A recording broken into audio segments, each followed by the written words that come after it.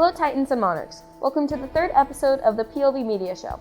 Everything was recorded before our second anchor got quarantined, so please excuse any discrepancies. Today we will see all new stories such as new laptops, a new bookstore in Papillion, and the show choir season. All of this and more in the PLV Media Show. Starting off with the show choir season, our reporters Michael Wu and Lauren Riddle take a look at the safety measures taken by the directors to keep the students safe. Thank you, Harvey and Kylie. We have interviewed both schools for the precautions they are taking for this year's show choir season. We interviewed Elena Nickerson, a junior from Monarchs, on the complications that come with COVID. To be honest, at first we were all really not the happiest with them, but I think it's really important that we follow them because it's going to keep us all safe. Both schools are taking special precautions to keep their students safe. Monarchs bought special singing masks that give you a lot more space on that. We didn't do that. Singing masks this year that have allowed us to sing a little bit more freer, where it doesn't feel like something is pushed against your face. It's more open. It's definitely a look, but it's for the precaution area of choir and show choir. But new masks aren't the only changes this season. Most of the schools have canceled their competitions or are looking to go at a virtual route. We're looking at holding a performance over at the Baxter Arena. We've been talking with Mr. Buglewitz and Ms. LaRue over at Monarchs in trying to have a conversation about, are there things that we can do together as Titans and Monarchs that would be a collaborative type of show? Though 2020 has been full of negatives, there have been some positives as well. At first I was really bummed about it because I wanted to see our choreographers in real life, but it gave a different perspective of what you can learn over Zoom, and I feel like I'm really good at adapting to a change, but this was a different kind of adaptation that I had to do, and so I think it just built my character even more. Even with the curveballs that 2020 has thrown at us, it's great that people are seeing the silver lining. Back to you in the studio. It's reassuring to see the safety measures our show choirs are taking. Next up, we have the Book Nook, an all-new bookstore opening in downtown Papillion, covered by Mikey Nagel and Elizabeth Breinholt. Hi, I'm Mikey Nagel. I'm Elizabeth Breinholt, and we're here in downtown Papillion to discuss the newly opened Book Nook and all of its difficulties in opening. It's cool in order to sell online, but then it's a whole nother thing when you get an opportunity to actually see a person when they actually buy the book and they get excited about it. You see the look on their faces, and so that burst the desire to start a bookstore. Conventional wisdom would say that this is not a good time in order to open a bookstore. I mean, you got the COVID situation, you got things going on politically, you got a lot of challenges going on, and everybody's moving to the online. But to me, we were doing sales online anyway, and it didn't make sense to me to have such great products, so great books, such great puzzles, such great board games, and have them in storage.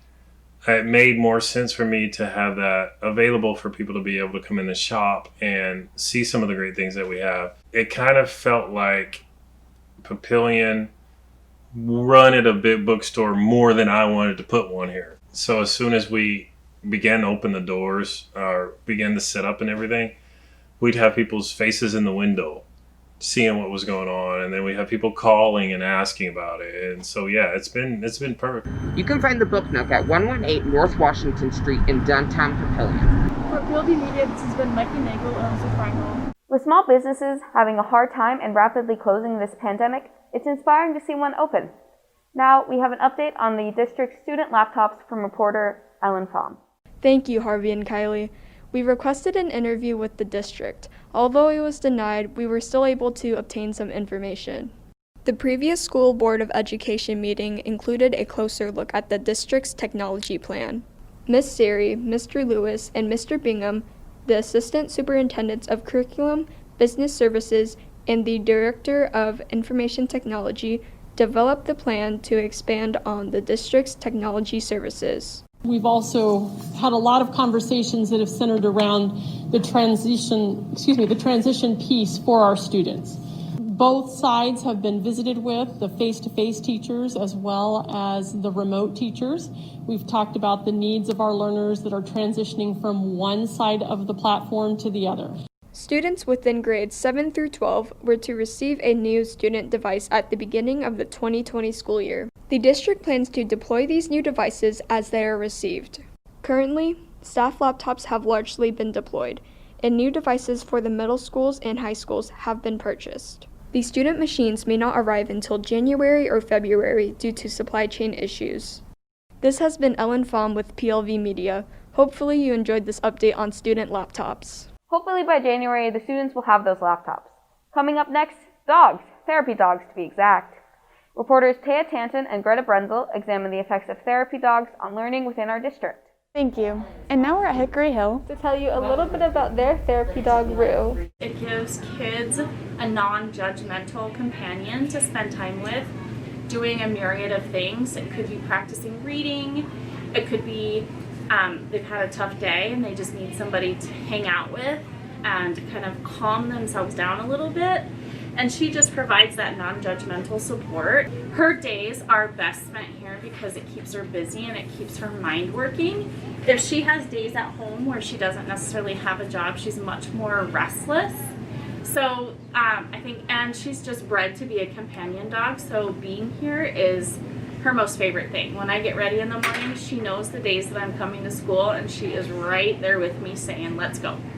Now we go to Liberty Middle School to see their emotional support dogs, Finn and Huck. I know a lot of people just come in, like the teachers will come in at their lunch break and just kind of have some time, and students come in and it really cheers them up. We have a few students who, it's kind of part of their plan that if they have a good morning or a good day, they get to come spend some time with the dog, so it's kind of a reward for them. And we have some students who just need a break. Maybe they're frustrated or upset, and they come in and just spend a little time with the dog and kind of cheers them up. And that was just 3 of the many dogs within the district that help benefit the learning environment within schools.